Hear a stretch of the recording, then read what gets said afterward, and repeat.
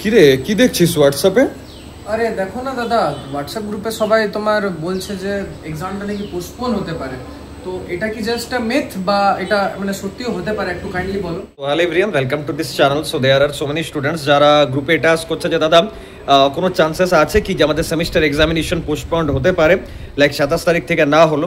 তো দেখো এই কথাটা ইনিশিয়েট কোন জায়গা থেকে হয়েছে সেটা আগে আমি বলে দিই। ফার্স্ট অফ অল কিছু গ্রুপসে স্টুডেন্টসরা এটা ক্লেম করছে যে দাদা আমাদের কলেজের টিচার্সরা নাকি বলেছে যে মার্ক আউট ইউনিভার্সিটির সাথে প্রতিটা কলেজেরই নাকি একটা মিটিং হচ্ছে যে এত তাড়াতাড়ি এক্সাম কন্ডাক্ট করানো নিয়ে। ইভেন অনেক স্টুডেন্টস নাকি মাসে মেল করেছে মার্ক আউট অথরিটিকে, বা ইভেন নাকি এআইসিটিকেও মেল করেছে যে স্মার্ট ইন্ডিয়া হ্যাকাথন হ্যাম্পার হবে বা স্টুডেন্টসরা প্রিপেয়ার্ড ছিল না, আনএক্সপেক্টেড এক্সামস হচ্ছে, কিভাবে পসিবল হতে পারে স্টুডেন্টসরা পড়ার সময় পাবে না, বা যারা স্মার্ট ইন্ডিয়া হ্যাকাথনে পার্টিসিপেট করবে তাদের অসুবিধা হতে পারে।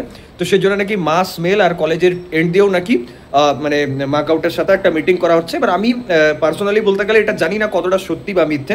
মাস মেলটা আমি জানি কারণ প্রচুর স্টুডেন্টস এই ব্যাপারটা করেছে, কিন্তু মিটিংয়ের ব্যাপারটা যে আদৌ মিটিং হচ্ছে নাকি কলেজের এন্ড দিয়ে মার্ক আউটকে এটা লাইক বলা হচ্ছে, কনভিন্স করা হচ্ছে যে স্যার কাইন্ডলি আপনারা এক্সামটা পোস্টপন্ড করান, তো মিটিংয়ে কী হবে না হবে সেটা তো পরের ব্যাপার। এবার একটা ব্যাপার আমি তোমাদের এখানে বলতে চাই যে দেখো, যদি একবার ফর্ম ফিল আপ হয়ে গেছে আর অ্যাডমিট কার্ড জেনারেট হয়ে গেছে তাহলে কোনো চান্স থাকবে না এক্সাম পোস্টপন্ড হবার।